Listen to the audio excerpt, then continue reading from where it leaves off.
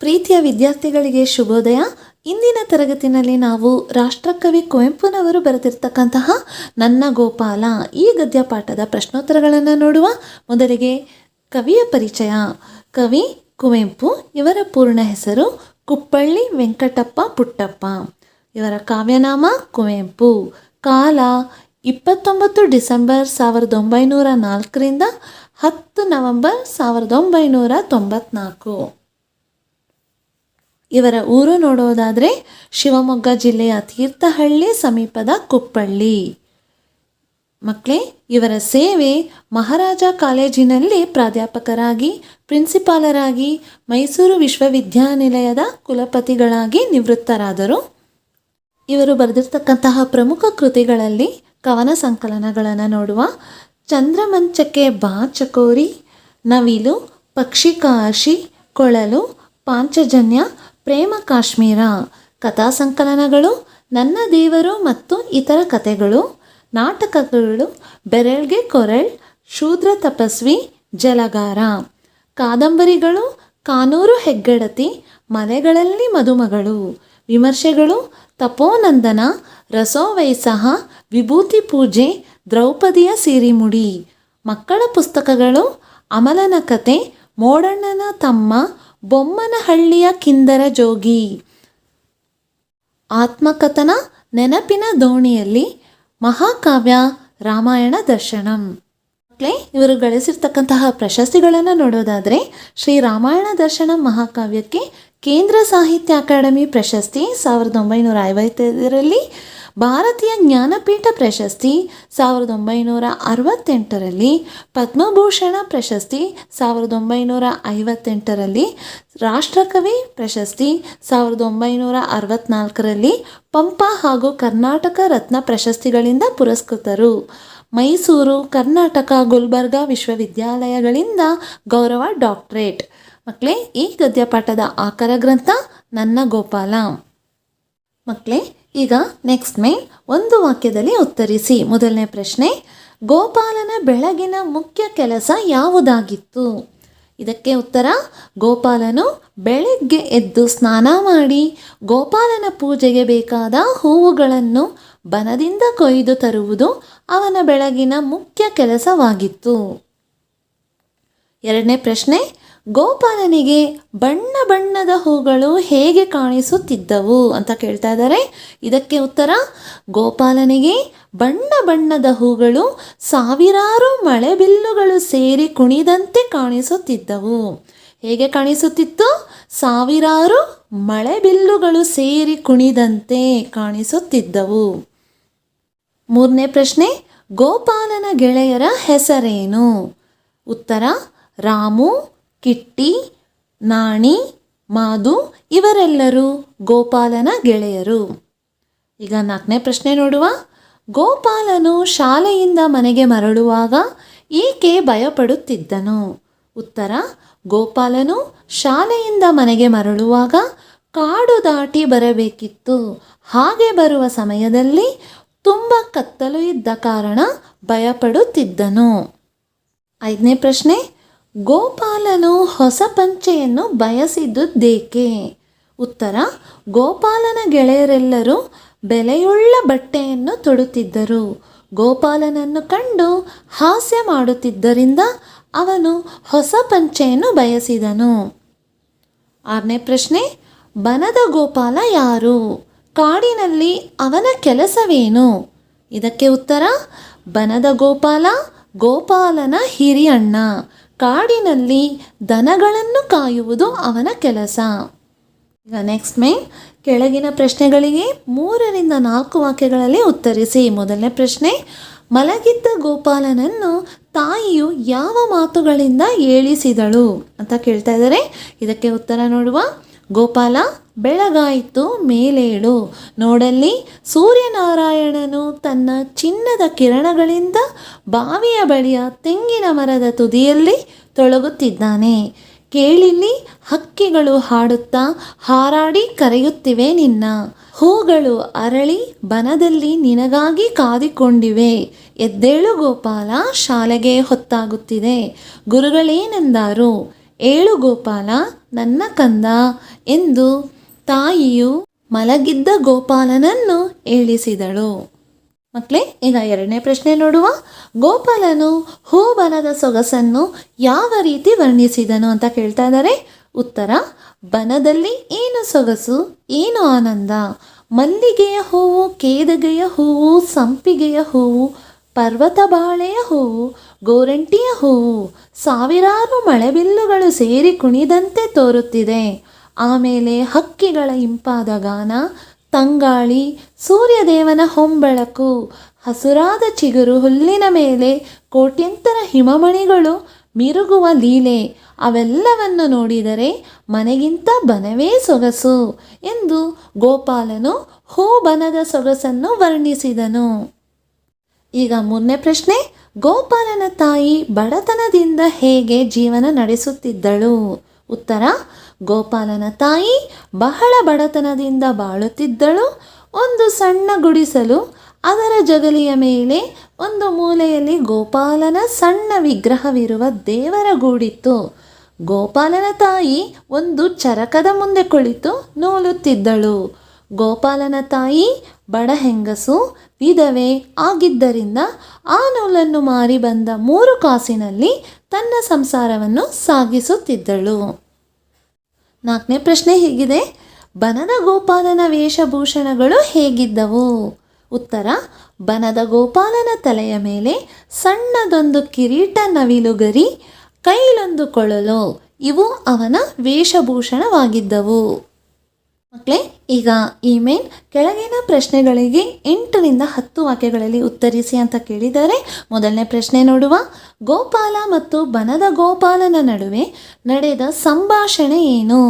ಮಕ್ಕಳೇ, ಇದಕ್ಕೆ ನಾವು ಹೇಗೆ ಗೋಪಾಲನು ಶಾಲೆಯಿಂದ ಕಾಡನ್ನು ದಾಟಿ ಮನೆಗೆ ಹೋಗಬೇಕಾದ್ರೆ ಯಾವ ರೀತಿ ಅವನು ಭಯಪಡುತ್ತಿದ್ದ ಅಲ್ಲಿಂದ ಶುರು ಮಾಡಬೇಕಾಗಿ ಬರ್ತದೆ. ಸಂಜೆಯ ಸಮಯದಲ್ಲಿ ಗೋಪಾಲನು ಶಾಲೆಯಿಂದ ಕಾಡಿನ ಮೂಲಕ ತನ್ನ ಮನೆಗೆ ಹೋಗಬೇಕಾಗಿದ್ದರಿಂದ ಕಾಡಿನ ಮಧ್ಯದಲ್ಲಿ ಭಯಂಕರವಾದ ಕತ್ತಲನ್ನು ಗೋಪಾಲನು ಹೆದರುತ್ತಾ ತನ್ನ ಅಮ್ಮ ಹೇಳಿದ ಮಾತನ್ನು ನೆನಪಿಸಿಕೊಂಡು, ಗೋಪಾಲನ್ನ ಇಲ್ಲೇ ಇರುವನು, ಅವನನ್ನು ಕರೆಯೋಣ ಎಂದು ಮನದಲ್ಲಿ ನೆನಪಿಸಿಕೊಳ್ಳುತ್ತಾ, ಗೋಪಾಲಣ್ಣ ಇದಕ್ಕೆ ಉತ್ತರವೇ ಇಲ್ಲ. ದನಗಳನ್ನು ಕಾಯುತ್ತಾ ಎಲ್ಲಿ ಹೋದಾನೋ ಎಂದು ಹೇಳುತ್ತಾ ಮತ್ತೊಮ್ಮೆ ಅಮ್ಮನ ಮಾತು ಸುಳ್ಳಾಗಲಾರದು ಎಂದು ಮತ್ತೊಮ್ಮೆ, ಅಣ್ಣ ನನಗೆ ಹೆದರಿಕೆಯಾಗುತ್ತಿದೆ, ಬಾ ಗೋಪಾಲಣ್ಣ ಎಂದು ಕೂಗಿದನು. ಆ ಸಮಯದಲ್ಲಿ ಕೃಷ್ಣ ಪರಮಾತ್ಮ ಬನದ ಗೋಪಾಲನ ರೀತಿ ಪ್ರತ್ಯಕ್ಷನಾಗಿ, ಏನೋ ಗೋಪಾಲ ಎಂದು ಪ್ರಶ್ನಿಸಿದನು. ಗೋಪಾಲನು, ಎಲ್ಲಿದೆಯಾ? ಹೆದರಿಕೆಯಾಗುತ್ತಿದೆ. ನನಗೆ ಅಮ್ಮ ಹೇಳಿದ್ದಾಳೆ, ಹೆದರಿಕೆಯಾದರೆ ನಿನ್ನನ್ನು ಕರೆಯಲು ಬಾ ಗೋಪಾಲಣ್ಣ ಎಂದನು. ಆಗ ಬನದ ಗೋಪಾಲ, ಹೆದರಬೇಡ, ನಾನಿಲ್ಲಿಯೇ ಇದ್ದೇನೆ, ಧೈರ್ಯವಾಗಿ ಹೋಗು ಮನೆಗೆ ಎಂದು ಸಮಾಧಾನಿಸುತ್ತಾನೆ. ಆಗ ಗೋಪಾಲನು, ನೀನು ಅಮ್ಮನನ್ನು ನೋಡುವುದಕ್ಕೆ ಮನೆಗೆ ಬರುವುದಿಲ್ಲವೇ? ಕತ್ತಲಲ್ಲಿ ಈ ಕಾಡಿನ ನಡುವೆ ಏಕಿರುವೆ? ನಿನಗೆ ಭಯವಾಗುವುದಿಲ್ಲವೇ ಎಂದಾಗ ಬನದ ಗೋಪಾಲನು, ನನಗೆ ತುಂಬ ಕೆಲಸವಿದೆ, ಈಗ ಬರುವುದಕ್ಕಾಗುವುದಿಲ್ಲ, ಆಮೇಲೆ ಬರುತ್ತೇನೆ ಎಂದು ಅಮ್ಮನಿಗೆ ಹೇಳು ಎಂದನು. ಆಗ ಗೋಪಾಲನು, ಅಮ್ಮ ನಿನಗಾಗಿ ಕಾಯುತ್ತಿದ್ದಾಳೆ, ಬೇಗ ಮನೆಗೆ ಬಾ ಎಂದು ಹೇಳುತ್ತಾನೆ. ಹೀಗೆ ಗೋಪಾಲ ಹಾಗೂ ಬನದ ಗೋಪಾಲನ ನಡುವೆ ಸಂಭಾಷಣೆ ನಡೆಯುತ್ತದೆ. 2ನೇ ಪ್ರಶ್ನೆ. ಗೋಪಾಲನು ತನ್ನ ತಾಯಿಯೊಂದಿಗೆ ನಡೆಸಿದ ಸಂಭಾಷಣೆಯ ಸಾರವೇನು? ಉತ್ತರ: ಗೋಪಾಲನು ಬೆಳಗ್ಗೆ ಬೇಗನೆ ಎದ್ದು ಸ್ನಾನ ಮಾಡಿ ಬನಕ್ಕೆ ಹೋಗಿ ಹೂಗಳನ್ನು ಕೊಯ್ದು ತರುತ್ತಾನೆ. ತಾಯಿಗೆ ಬನದ ಸೊಬಗನ್ನು ವರ್ಣಿಸುತ್ತಾನೆ. ಅವೆಲ್ಲವೂ ಗೋಪಾಲನ ಲೀಲೆ ಎಂದು ಹೇಳಿದ ಅವನ ತಾಯಿ ಗಂಜಿಯುಂಡು ಶಾಲೆಗೆ ಹೋಗುವಂತೆ ಹೇಳುತ್ತಾಳೆ. ಶಾಲೆಯಿಂದ ಹಿಂದಿರುಗುವಾಗ ಸಂಜೆಯಾಗುತ್ತದೆ. ಕಾಡು ದಾರಿಯಲ್ಲಿ ತನಗೆ ಹೆದರಿಕೆಯಾಗುತ್ತದೆ. ಜೊತೆಗೆ ಯಾರಾದರೂ ಬೇಕು. ನನ್ನ ಗೆಳೆಯರಿಗೆಲ್ಲ ಒಬ್ಬೊಬ್ಬ ಆಳುಗಳಿದ್ದಾರೆ, ನನಗೆ ಯಾರೂ ಇಲ್ಲ ಎಂದು ಹೇಳಿಕೊಂಡಾಗ ಅವನ ತಾಯಿ ತನ್ನ ಬಡತನದ ಸ್ಥಿತಿಯನ್ನು ಹೇಳಿಕೊಂಡು, ತಾನು ನೂಲು ಮಾರಿ ಬಂದ ಅಲ್ಪ ಹಣದಲ್ಲಿ ಸಂಸಾರ ಸಾಗಬೇಕು, ಗೋಪಾಲ ಕೊಡಬೇಕು, ನಾವು ಉಣ್ಣಬೇಕು ಎನ್ನುತ್ತಾಳೆ.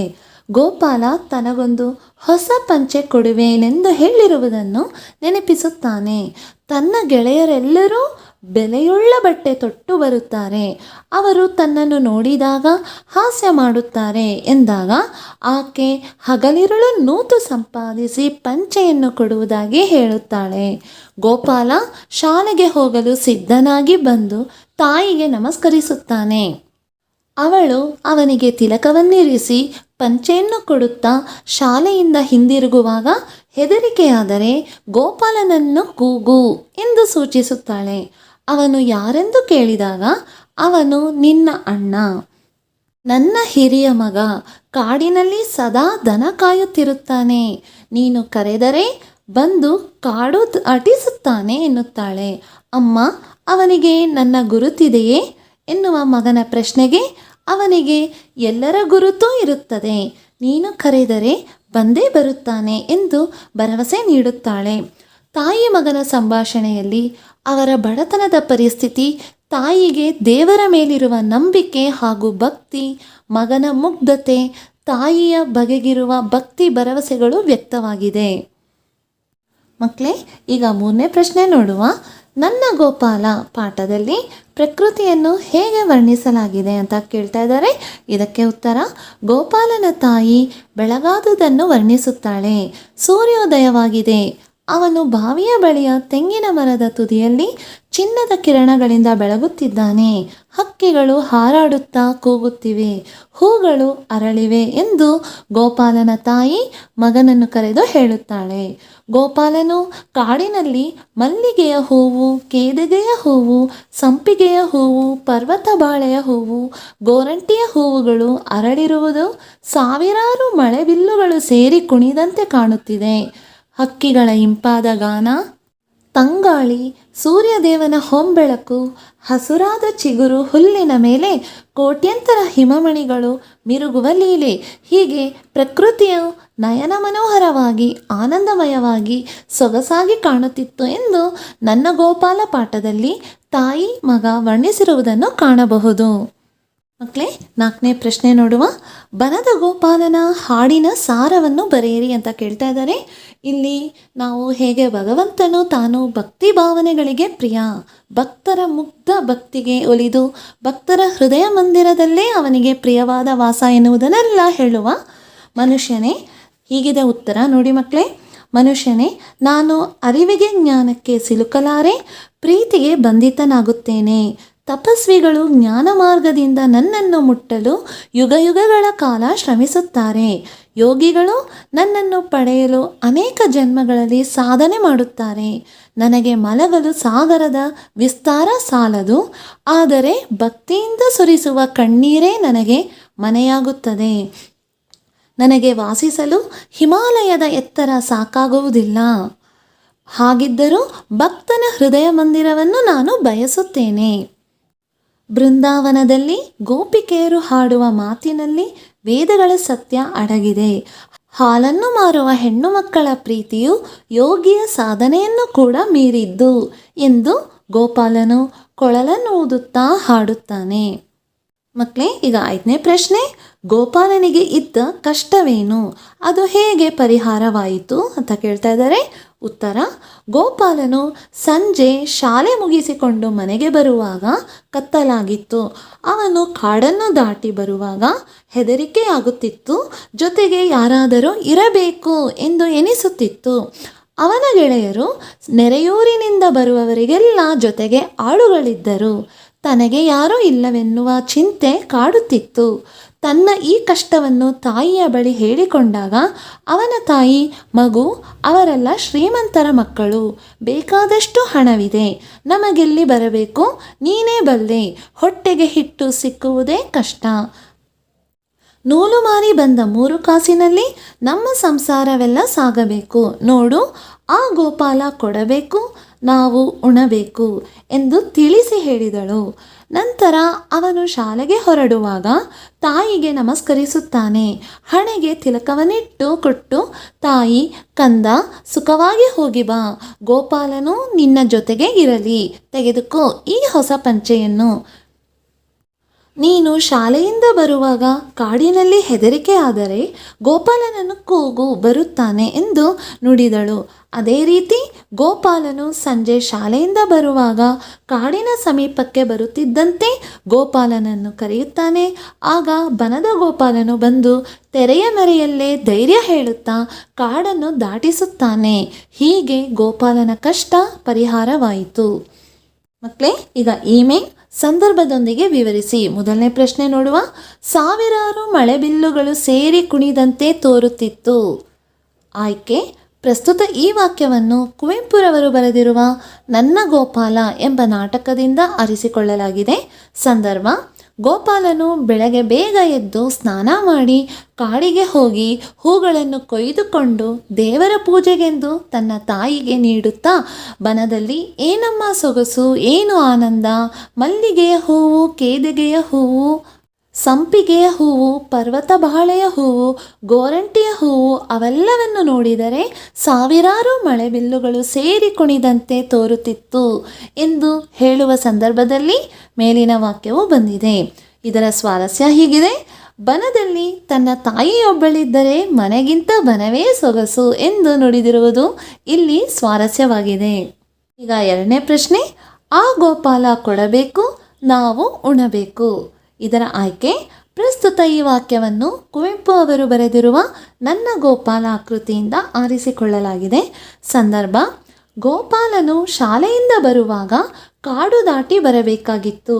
ಆದ್ದರಿಂದ ಭಯಗೊಂಡ ಗೋಪಾಲನು ತನ್ನ ತಾಯಿಯ ಹತ್ತಿರ, ಅಮ್ಮ, ನನ್ನ ಸ್ನೇಹಿತರನ್ನು ಕರೆದುಕೊಂಡು ಹೋಗಲು ಶಾಲೆಯ ಹತ್ತಿರ ಅವರ ಮನೆಯ ಆಳುಗಳು ಬರುತ್ತಾರೆ.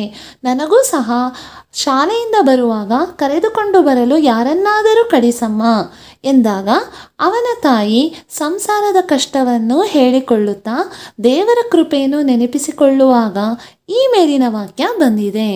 ಸ್ವಾರಸ್ಯ ನೋಡುವ.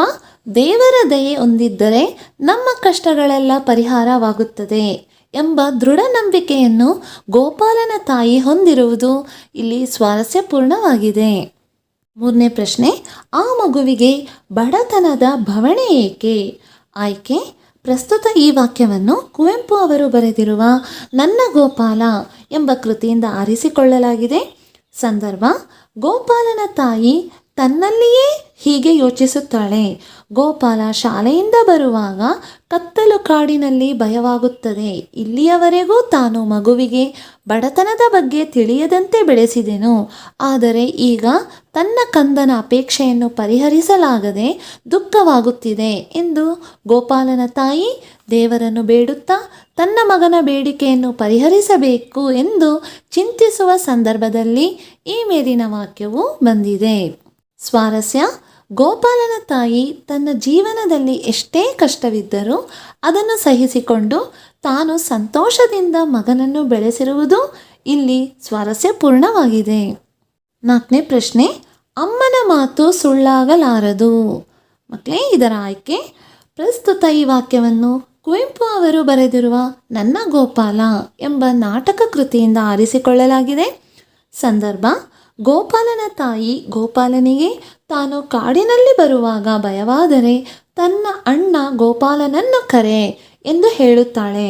ಗೋಪಾಲನು ಶಾಲೆಯಿಂದ ಬರುತ್ತಿದ್ದಾಗ ಕಾಡು ಸಮೀಪ ಬರುತ್ತಿದ್ದಂತೆ ಭಯಗೊಂಡು ತನ್ನ ತಾಯಿ ಹೇಳಿದಂತೆ ಅವನ ಅಣ್ಣನನ್ನು ಕರೆಯುತ್ತಾನೆ. ಕರೆದರೂ ಅವನ ಅಣ್ಣ ಬಾರದಿದ್ದಾಗ ಗೋಪಾಲನು ತನ್ನ ತಾಯಿಯ ಮಾತು ಸುಳ್ಳಾಗದು ಎಂದು ಯೋಚಿಸುತ್ತಿರುವ ಸಂದರ್ಭದಲ್ಲಿ ಈ ಮೇಲಿನ ವಾಕ್ಯವು ಬಂದಿದೆ. ಸ್ವಾರಸ್ಯ ನೋಡುವ. ಗೋಪಾಲನಿಗೆ ತನ್ನ ತಾಯಿಯ ಮಾತಿನಲ್ಲಿರುವ ಅಚಲವಾದ ವಿಶ್ವಾಸವು ಇಲ್ಲಿ ಸ್ವಾರಸ್ಯಪೂರ್ಣವಾಗಿದೆ. ಮಕ್ಕಳೇ, ಈಗ ಭಾಷಾಭ್ಯಾಸ. ಆಮೇಲೆ ಕೆಳಗಿನ ಪದಗಳಿಗೆ ತತ್ಸಮ ತದ್ಭವ ರೂಪ ಬರೆಯಿರಿ ಅಂತ ಕೇಳ್ತಾ ಇದ್ದಾರೆ. ಬನ್ನಿ ಮಕ್ಕಳೇ ನೋಡುವ. ಸಿರಿ ಶ್ರೀ, ಬನ ಮನ, ಮಲ್ಲಿಗೆ ಮಲ್ಲಿಕಾ, ಸಂಪಿಗೆ ಚಂಪಕ, ಹಕ್ಕಿ ಪಕ್ಷಿ, ಸಂಜೆ ಸಂಧ್ಯಾ, ಜನುಮ ಜನ್ಮ, ಯೋಗಿ ಜೋಗಿ, ಭಕ್ತಿ ಬಕುತಿ, ಬಿತ್ತಾರ ವಿಸ್ತಾರ. ಮಕ್ಕಳೇ, ಈಗ ಆಮೇಲೆ ನೋಡುವ. ಕೆಳಗಿನ ಪದಗಳಿಗೆ ವಿರುದ್ಧಾರ್ಥಕ ಪದ ಬರೆಯಿರಿ ಅಂತ ಕೇಳ್ತಾ ಇದ್ದಾರೆ. ನೋಡೋಣ. ಫಸ್ಟ್ ಒನ್ ಕರುಣೆ, ಇದಕ್ಕೆ ವಿರುದ್ಧ ಪದ ನಿಷ್ಕರುಣೆ. ಕರುಣೆ ನಿಷ್ಕರುಣೆ. ತುದಿ ಬುಡ, ತುದಿ ಬುಡ. ಮುದುಡು ಅರಳು, ಮುದುಡು ಅರಳು. ಸ್ವೀಕರಿಸು ತಿರಸ್ಕರಿಸು, ಸ್ವೀಕರಿಸು ತಿರಸ್ಕರಿಸು. ಬೈಗು ಬೆಳಗು, ಬೈಗು ಬೆಳಗು. ಬಡತನ ಸಿರಿತನ, ಬಡತನ ಸಿರಿತನ. ಅಜ್ಞಾನ ಜ್ಞಾನ. ಮಕ್ಕಳೇ, ಈಗ ಈ ಮೇನ್ ಕೆಳಗಿನ ಪದಗಳನ್ನು ಸ್ವಂತ ವಾಕ್ಯದಲ್ಲಿ ಬಳಸಿರಿ ಅಂತ ಕೇಳ್ತಾ ಇದ್ದಾರೆ. ಮೊದಲನೇ ಪದ ನೋಡುವ, ಬವಣೆ. ಬವಣೆ ಅಂದರೆ ಏನು? ಕಷ್ಟ. ಶ್ರೀಮಂತರಿಗೆ ಬಡತನದ ಬವಣೆಯ ಅರಿವಿರುವುದಿಲ್ಲ. ಎರಡನೇ ಪ್ರಶ್ನೆ ಒಲುಮೆ. ಒಲುಮೆ ಅಂದರೆ ಪ್ರೀತಿ. ಸೊ ಹದಿಹರೆಯದವರು ವಿವೇಚನೆ ಇಲ್ಲದೆ ಒಲುಮೆಗೆ ಸೆರೆಯಾಗಿ ಸಂಕಟ ಪಡುತ್ತಾರೆ. ಮೂರನೇ ಪ್ರಶ್ನೆ ಕರುಣೆ. ಗೌತಮ ಬುದ್ಧನು ಅಂಗುಲಿಮಾಲನ ಮೇಲೆ ಕರುಣೆಯ ಮಳೆಯನ್ನು ಕರೆದನು. ನಾಲ್ಕನೇ ಪ್ರಶ್ನೆ ಲೀಲೆ. ಭಗವಂತನ ಲೀಲೆಯನ್ನು ಭಕ್ತರು ಆನಂದಿಸುತ್ತಾರೆ. ಐದನೇ ಪ್ರಶ್ನೆ ಸಂಪಾದನೆ. ಹಣ ಸಂಪಾದನೆ ಮಾಡುವುದಕ್ಕಾಗಿ ಬುದ್ಧಿವಂತಿಕೆಯಿಂದ ಕೆಲಸ ಮಾಡಬೇಕು. ಆರನೇ ಪ್ರಶ್ನೆ ತಂಗಾಳಿ. ಮಳೆ ಬೀಳುವ ಸಮಯದಲ್ಲಿ ತಂಗಾಳಿಯು ಬೀಸುತ್ತದೆ.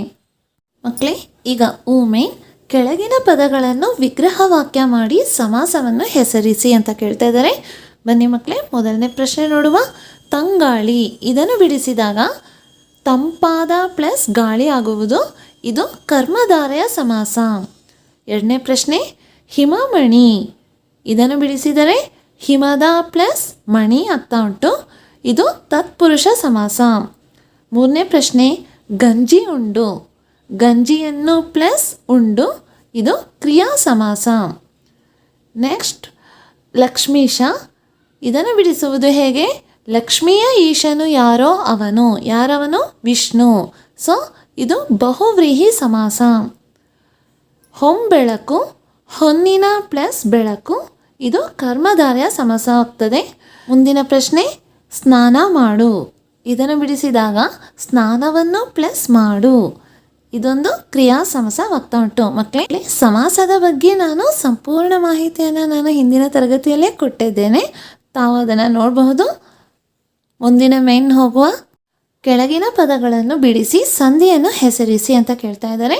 ಮೊದಲನೇ ಪ್ರಶ್ನೆ ಕಂಬನಿ. ಇದನ್ನು ಬಿಡಿಸಿದಾಗ ಕಣ್ ಪ್ಲಸ್ ಪನಿ ಕಂಬನಿ. ಇದು ಆದೇಶ ಸಂಧಿ ಆಗ್ತಾ ಉಂಟು. ನೆಕ್ಸ್ಟ್ ಕೋಟ್ಯಾಂತರ. ಕೋಟಿ ಪ್ಲಸ್ ಅಂತರ. ಇದು ಯಾವ ಸಂಧಿ? ಎಣ್ ಸಂಧಿ. ಕೋಟಿ ಪ್ಲಸ್ ಅಂತರ ಎಣ್ ಸಂಧಿ. ಮುಂದಿನ ಪ್ರಶ್ನೆ ಲಕ್ಷ್ಮೀಶ. ಇದನ್ನು ಬಿಡಿಸಿದಾಗ ಲಕ್ಷ್ಮೀ ಪ್ಲಸ್ ಈಶಾ. ಇದು ಸವರ್ಣ ದೀರ್ಘ ಸಂಧಿ. ಸವರ್ಣ ದೀರ್ಘ ಸಂಧಿ. ಮುಂದಿನ ಪ್ರಶ್ನೆ ಕೊಳಲೂದಿ. ಇದನ್ನು ಬಿಡಿಸಿದಾಗ ಕೊಳಲು ಪ್ಲಸ್ ಊದಿ ಆಗ್ತಾ ಉಂಟು. ಇದು ಲೋಪ ಸಂಧಿ.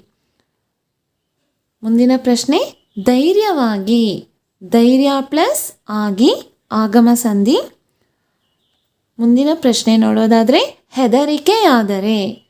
ಇದನ್ನು ಬಿಡಿಸಿದಾಗ ಹೆದರಿಕೆ ಪ್ಲಸ್ ಆದರೆ.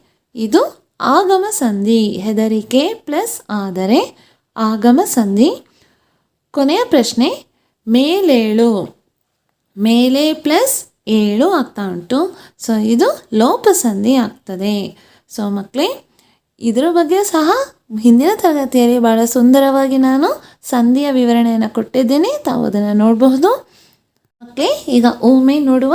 ಕೆಳಗಿನ ವಾಕ್ಯಗಳಲ್ಲಿ ಸೂಕ್ತ ಲೇಖನ ಚಿಹ್ನೆಗಳನ್ನು ಬಳಸಿ ಬರೆಯಿರಿ ಅಂತ ಕೇಳ್ತಾ ಇದ್ದಾರೆ. ಸೊ ಹಾಗಾಗಿ ಮಕ್ಕಳೇ, ನಾವು ಇಲ್ಲಿ ಸೂಕ್ತ ಚಿಹ್ನೆ ಯಾವುದು ಅದನ್ನು ಗುರುತಿಸಿ ನಾವು ಬರಿಬೇಕಾಗಿ ಬರ್ತದೆ. ಮೊದಲನೇ ಪ್ರಶ್ನೆ ನೋಡುವ. ಗೋಪಾಲನಲ್ಲಿ ಹಾಸಿಗೆಯಿಂದ ಇನ್ನೂ ಏಳಲಿಲ್ಲವೋ ಏನೋ. ಸೊ ಮಕ್ಕಳೇ, ನಾವು ಇಲ್ಲಿ ಚಿಹ್ನೆಯನ್ನು ಹಾಕಬೇಕಾಗಿ ಬರ್ತದೆ. ಗೋಪಾಲನಲ್ಲಿ ಪ್ರಶ್ನೆಯನ್ನು ಕೇಳ್ತಾ ಇರೋದ್ರಿಂದ ನಾವಿಲ್ಲಿ ಪ್ರಶ್ನಾರ್ಥಕ ಚಿಹ್ನೆ ಬಳಸ್ತಾ ಇದ್ದೀವಿ. ಪ್ರಶ್ನಾರ್ಥಕ ಚಿಹ್ನೆ ಹಾಕಿಕೊಂಡು ಹಾಸಿಗೆಯಿಂದ ಇನ್ನೂ ಏಳಲಿಲ್ಲವೋ ಏನೋ, ಅಲ್ಲಿ ಸಹ ಇನ್ನೊಂದು ಪ್ರಶ್ನೆ. ಸೊ ಹಾಗಾಗಿ ಮಕ್ಕಳೇ, ಇಲ್ಲಿ ಎರಡೂ ಕಡೆ ಪ್ರಶ್ನಾರ್ಥಕ ಚಿಹ್ನೆಯನ್ನು ಬಳಸಬೇಕಾಗಿ ಬರ್ತದೆ. ಮುಂದಿನ ಪ್ರಶ್ನೆ ಕೇಳಲ್ಲಿ ಹಕ್ಕಿಗಳು ಹಾಡುತ್ತಾ ಹಾರಾಡಿ ಕರೆಯುತ್ತಿವೆ ನಿನ್ನ. ಕೇಳಲ್ಲಿ. ಸೊ ಅಲ್ಲಿ ಒಂದು ನಾವು ಅಲ್ಪ ವಿರಾಮ ಚಿಹ್ನೆಯನ್ನು ಬಳಸ್ತಾ ಇದ್ದೇವೆ. ಕೇಳಲ್ಲಿ ಅಲ್ಪ ವಿರಾಮ ಚಿಹ್ನೆ ಹಾಕಿಕೊಂಡು ಹಕ್ಕಿಗಳು ಹಾಡುತ್ತಾ, ಪುನಃ ಅಲ್ಪ ವಿರಾಮ ಚಿಹ್ನೆ, ಹಾರಾಡಿ ಕರೆಯುತ್ತಿವೆ ನಿನ್ನ. ಇಲ್ಲಿ ಪೂರ್ಣ ವಿರಾಮ ಚಿಹ್ನೆ. ಕೇಳಲ್ಲಿ ಅಲ್ಪ ವಿರಾಮ ಚಿಹ್ನೆ, ಹಕ್ಕಿಗಳು ಹಾಡುತ್ತಾ, ಮತ್ತೊಮ್ಮೆ ಅಲ್ಪ ವಿರಾಮ ಚಿಹ್ನೆ ಆಗ್ತಾ ಉಂಟು, ಮತ್ತು ಹಾರಾಡಿ ಕರೆಯುತ್ತಿವೆ ನಿನ್ನ. ಇಲ್ಲಿ ಪೂರ್ಣ ವಿರಾಮ ಚಿಹ್ನೆ ಬರ್ತಕ್ಕದ್ದು. ಮಕ್ಕಳೇ, ಈಗ ಮೂರನೇ ಪ್ರಶ್ನೆ, ಬನದಲ್ಲಿ ಏನಮ್ಮ ಸೊಗಸು ಏನು ಆನಂದ ಅಂತ ಇದೆ.